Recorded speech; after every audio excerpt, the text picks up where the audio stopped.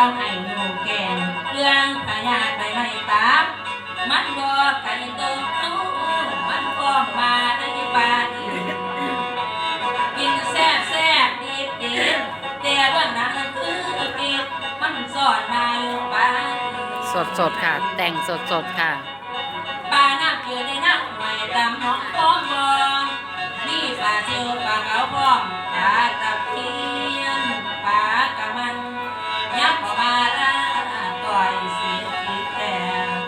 อร่อย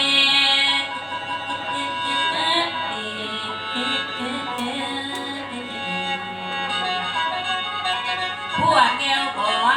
ปลาดาดิบมูนี่กินแค่ซากเรือลายไปปลาดาเก่าต้องเอา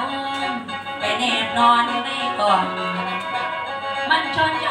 ไปที่ตาสูบอยู่ในทางนี้ก็นำดีโตเล็กน้อย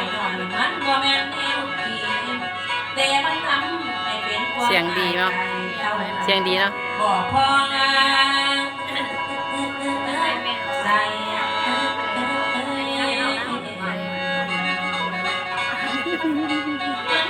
เสียงจากเอาไว้จนรับอาเจ็บเลือดน้ำไป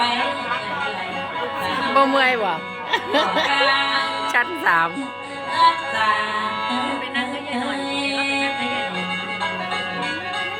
เริ่มต้นมาจากการแน่นท้องหัวใจพวกหัวเรือเข้าไปก่อนแห้งยิ่งกว่าทั้งตัวหลังตาเดินขึ้นบันได3 ขั้นชั้นที่3ตามันเด็กงั้นนานจนกระโปรงพ้นเกิดเดือดอาดอยู่ในก่อนว่าเป็นสาวคือเท่านี้คิดว่าแต่เป็นโลกชาดแต่แท้จริงคือให้อายพยาธิไปไม่นี่มันโกรธยังโต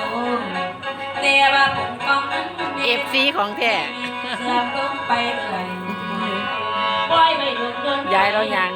เสียสุขภาพชั้นที่3นะคะเป็นบันไดขาตัวเอวทั้ง